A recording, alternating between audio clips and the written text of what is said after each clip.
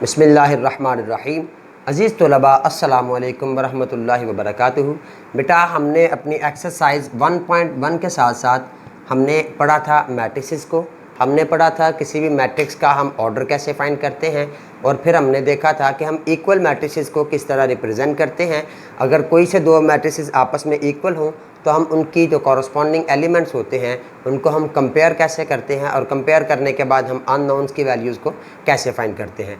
अब हम पढ़ेंगे टाइप्स ऑफ मैट्रिसेस, मैट्रिसेस की किस्मों को। सो बेटा सबसे पहली जो टाइप है मैट्रिसेस की, मैट्रिक्स की, वो है जी row matrix. Row matrix, row matrix हमारे पास एक ऐसा मैट्रिक्स है जिसमें सिर्फ और सिर्फ सिंगल रो होती है। यहाँ पे हम कॉलम्स की जो तादाद है उसका जिक्र नहीं करते। हम देखते हैं कि अगर कोई मैट्रिक्स जिसमें सिर्फ एक रो हो, 1 2 3, इसकी एग्जांपल आप यूँ भी लिख सकते हैं जी 1 2। इसकी एग्जांपल में ये सिंगल एलिमेंट भी आ सकता है। ये तमाम के तमाम वो मैट्रिसेस हैं जिनके अंदर एक ही रो है। सो ऐसे मैट्रिसेस जिनमें सिर्फ सिंगल रो होती है उसको हम रो मैट्रिक्स कहते हैं। और ऐसे मैट्रिसेस जिनमें सिर्फ एक कॉलम होता है, COLUMN, कॉलम मैट्रिक्स। ऐसा मैट्रिक्स जिसमें सिर्फ एक कॉलम होता है उसको हम कॉलम मैट्रिक्स कहते हैं। अब यहाँ पे रोज़ की तादाद को नहीं देखा जाता। सो 1 2 3, आप इसको यूँ भी लिख सकते हैं 1 2, आप इसको यूँ भी लिख सकते हैं सिंपली ए के साथ। सो ये वो तमाम मैट्रिसेस हैं जहाँ पे सिर्फ और सिर्फ एक कॉलम है।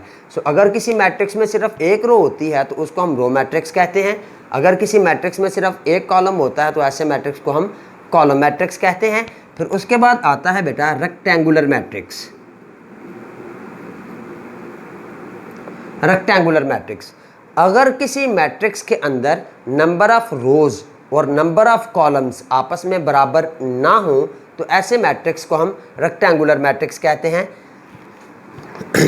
मिसाल के तौर पे अगर हमारे पास कोई मैट्रिक्स, ये जितने भी मैट्रिक्स यहाँ पे लिखे हैं ना जी, ये वाला देख लें, ये वाला देख लें, इसको आप रहने दें, ये वाला देख लें, ये वाला देख लें, ये तमाम के तमाम मैट्रिसेस जो हैं ये हमारे पास रेक्टेंगुलर मैट्रिक्स हैं। क्योंकि इस मैट्रिक्स का अगर हम ऑर्डर लिखें तो इसका ऑर्डर बनता है 1/3। सो इसमें एक रो है और 3 कॉलम्स हैं। इसमें बेटा एक रो है और 2 कॉलम्स हैं। बिल्कुल इसी तरह इसमें 3 रोज़ हैं और 1 कॉलम है। इसमें 2 रोज़ हैं, 1 कॉलम है।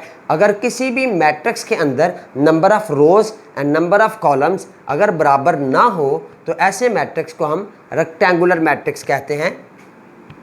इसकी एग्जांपल आप यूँ भी लिख सकते हैं 2 3 4 5 6 1।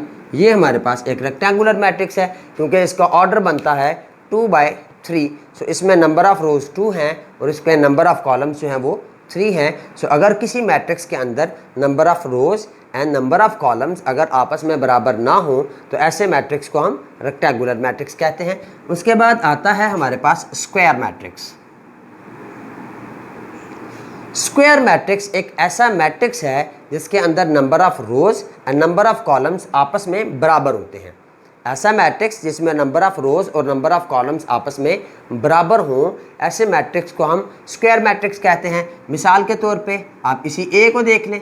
ये हमारे पास एक ऐसा मैट्रिक्स है बेटा जिसके अंदर एक रो है और एक ही कॉलम है। फिर उसके अलावा आप यहाँ पे यूँ भी लिख सकते हैं 2 4 3 1।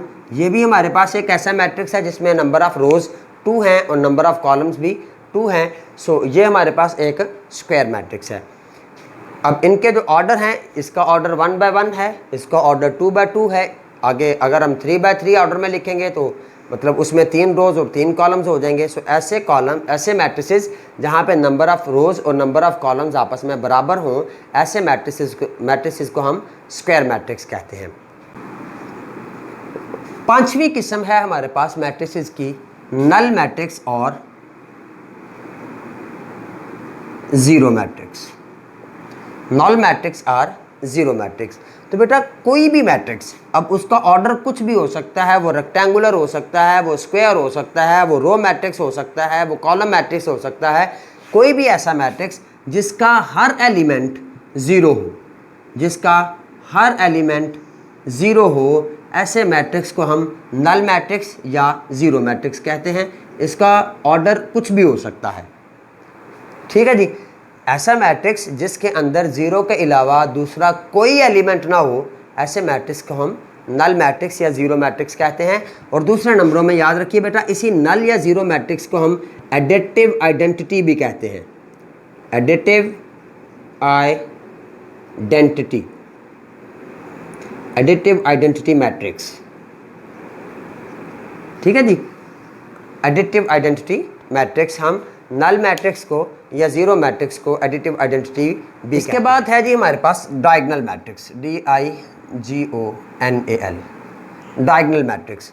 डायगोनल मैट्रिक्स हमारे पास एक ऐसा स्क्वायर मैट्रिक्स है, याद रखिएगा डायगोनल मैट्रिक्स का स्क्वायर मैट्रिक्स होना ज़रूरी है। सो ऐसा स्क्वायर मैट्रिक्स मैं यहाँ पे एक 2x2 का लिख लेता हूँ और एक 3x3 का लिख लेता हूँ। एक ऐसा स्क्वायर मैट्रिक्स जिसकी डायगोनल एंट्रीज, अगर इस तरह से ये वाली यहाँ पे जो इस लाइन में जो एंट्रीज होंगी बेटा, इनको हम डायगोनल एंट्रीज कहते हैं। ठीक है जी।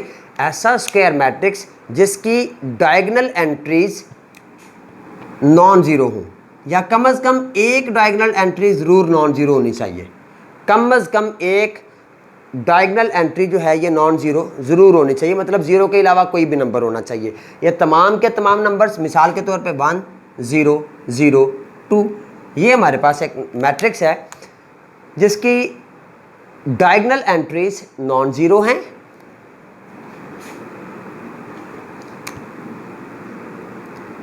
सॉरी 1 0 0 0 2 0 0 0 0, ये भी एक डायगोनल मैट्रिक्स है बेटा। अगर आप देखें तो इसकी ये जो डायगोनल एंट्रीज हैं इनमें से at least one element should be non zero. कम से कम एक एलिमेंट जो है ये नॉन ज़ीरो ज़रूर होना चाहिए। एक से ज़्यादा सारे के सारे भी हो सकते हैं, लेकिन कम से कम एक एलिमेंट नॉन ज़ीरो ज़रूर होना चाहिए। और इसके अलावा बाकी जितने भी एलिमेंट हैं वो तमाम के तमाम ज़ीरो होने चाहिए। डायगोनल्स के अलावा जितने भी एलिमेंट्स हैं वो ज़ीरो होने चाहिए। Clear? So diagonal entries should be non zero and non diagonal entries should be zero. किसी भी डायगोनल मैट्रिक्स की diagonal entries must be non zeros and non diagonal entries must be zero. तो ऐसे square matrix को हम diagonal matrix कहते हैं। फिर इसके बाद आता है हमारे पास स्केलर मैट्रिक्स। अब स्केलर मैट्रिक्स का डायगोनल मैट्रिक्स होना ज़रूरी है, लेकिन जब हम इसकी डेफिनेशन लिखते हैं तो हम यूँ लिखते हैं कि a diagonal matrix is called a scalar matrix if its diagonal entries are same. अब ये ज़रूरी हो गया कि जो मैट्रिक्स स्केलर है उसके लिए डायगोनल होना भी ज़रूरी है, उसके लिए स्क्वायर मैट्रिक्स होना भी ज़रूरी है। सो ये आ जाएगा जी 2 0 0 2। अब इसके डायगोनल की जो एंट्रीज़ हैं ये सेम हैं and should be non zero. अगर तो ये ज़ीरो हो जाएंगी फिर ये नल हो जाएगा। ठीक है, फिर ये डायगोनल मैट्रिक्स ही नहीं रहेगा। So a diagonal matrix is said to be a scalar matrix if its diagonal entries are same and non zero. अगर इसकी डायगोनल एंट्रीज सेम हैं और नॉन ज़ीरो हैं तो हम कहेंगे कि ये एक स्केलर मैट्रिक्स है। फिर इसके बाद आता है हमारे पास यूनिट मैट्रिक्स, जिसमें डायगोनल में हमारे पास सिर्फ और सिर्फ 1 होता है। डायगोनल में सिर्फ और सिर्फ हमारे पास 1 होता है। सो ऐसे मैट्रिक्स को हम यूनिट मैट्रिक्स कहते हैं। अब यूँ समझ लें, ऐसे स्केलर मैट्रिक्स को हम यूनिट मैट्रिक्स कहते हैं जिसके डायगोनल में सिर्फ 1 होता है। सो इसको अगर हम 3x3 ऑर्डर में लिखें तो ये आ जाएगा 1 0 0 0 1 0 0 0 1। सो ऐसा स्क्वायर मैट्रिक्स हम इसको यूँ भी कह सकते हैं, scalar matrix is said to be a unit matrix if its all diagonal elements are 1। अब याद रखिएगा बेटा, ये जो यूनिट मैट्रिक्स होता है इसको हम आइडेंटिटी मैट्रिक्स भी कहते हैं। नल मैट्रिक्स को हम एडिटिव आइडेंटिटी मैट्रिक्स कहते हैं, जबकि यूनिट मैट्रिक्स को हम आइडेंटिटी मैट्रिक्स भी कहते हैं। इसको हम मल्टीप्लिकेटिव आइडेंटिटी मैट्रिक्स भी कह सकते हैं। ठीक, अब हम देखेंगे हम किसी भी मैट्रिक्स का जो ट्रांसपोज है वो कैसे फाइंड करते हैं। किसी भी मैट्रिक्स का ट्रांसपोज कैसे फाइंड किया जाता है। To find the transpose of a matrix, अगर हमारे पास एक मैट्रिक्स हो A having elements A B C D. तो बेटा इस मैट्रिक्स ए का ट्रांसपोज फाइंड करने के लिए हम इसको लिखते हैं ए का transpose, A raise to power T is equal to A B C D, इसका ट्रांसपोज। ठीक, to find the transpose of a matrix we interchange the rows into columns.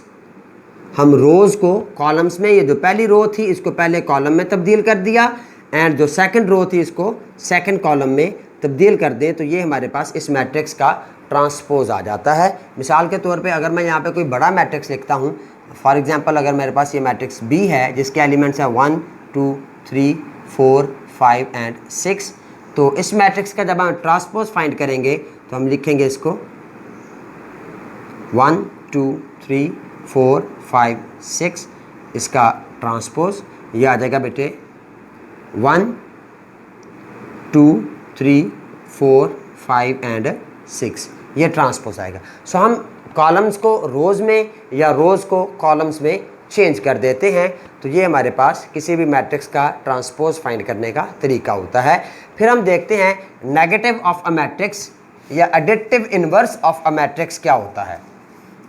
किसी भी मैट्रिक्स का नेगेटिव मैट्रिक्स फाइंड करने के लिए हम उस मैट्रिक्स के एलिमेंट्स के जस्ट सिंबल्स, उनके जो साइंस होते हैं उनको चेंज कर देते हैं। मिसाल के तौर पे हमारे पास एक मैट्रिक्स ए है जिसके एलिमेंट्स हैं जी A minus B C and D, तो इसका हम लिखेंगे जी negative of A is minus A का जो नेगेटिव है वो माइनस ए है। सो हम यहाँ पे लिखेंगे minus A is equals to minus into A minus B C and D. इस माइनस को अंदर मल्टीप्लाई कर दें तो ये आ जाएगा minus A is equals to, अंदर के तमाम साइन चेंज, माइनस ए ये माइनस था तो ये प्लस हो गया, ये minus C and minus D. तो इस तरह हम किसी भी मैट्रिक्स का नेगेटिव मैट्रिक्स जो है उसको फाइंड कर सकते हैं। अब आप इस एक्सरसाइज 1.2 के कम अज़ कम पहले 5 सवाल हल करने के काबिल हो चुके हैं। ठीक है, आप इस एक्सरसाइज के पहले 5 सवालों को आसानी के साथ हल कर लेंगे। इसका जो क्वेश्चन नंबर 1 है उसमें हमने सिंपली जी जो उसने कहा है कि आप इसमें से स्केलर मैट्रिक्स को, यूनिट मैट्रिक्स को, रो मैट्रिक्स को, कॉलम मैट्रिक्स को, इनको अलग-अलग करेंगे, उनकी पहचान बताएंगे। फिर क्वेश्चन नंबर 2 भी इसी तरह का है, क्वेश्चन नंबर 3 भी बिल्कुल इसी तरह का है, उनमें से आप स्केलर और यूनिट मैट्रिक्स को अलग-अलग करेंगे, डायगोनल मैट्रिक्स को अलग करेंगे। फिर इसका जो क्वेश्चन नंबर 4 है उसमें आप negative of the matrix find करेंगे। So negative of the matrix find करने का तरीका ये है। फिर जो क्वेश्चन नंबर 5 है उसमें हम फाइंड करेंगे कि हम किसी मैट्रिक्स का ट्रांसपोज कैसे फाइंड करते हैं। सो हम उनके ट्रांसपोज फाइंड करेंगे। आज का जो हमारा काम है वो एक्सरसाइज 1.2 के क्वेश्चन नंबर 1 से लेके 5 तक के क्वेश्चंस हैं। आप इन क्वेश्चंस को सॉल्व करें। अगर कहीं पे किसी चीज़ में कोई प्रॉब्लम होती है तो आप लोग मुझे कॉल करके मैसेज करके पूछ सकते हैं। अपना बहुत ज़्यादा ख्याल रखिएगा। अल्लाह हाफिज़।